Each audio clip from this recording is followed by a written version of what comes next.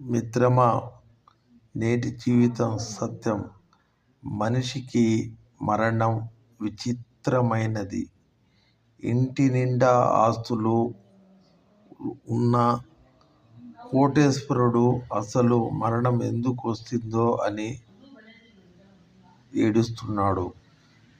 అదే ఇంట్లో నిండా కష్టాలు ఉన్న పేదోడు చావు ఎప్పుడు వస్తుందో అని ఎదురు చూస్తున్నాడు. మనిషి ఎక్కడ గెలిచి పోతాడో, ఎక్కడ అలసిపోతాడో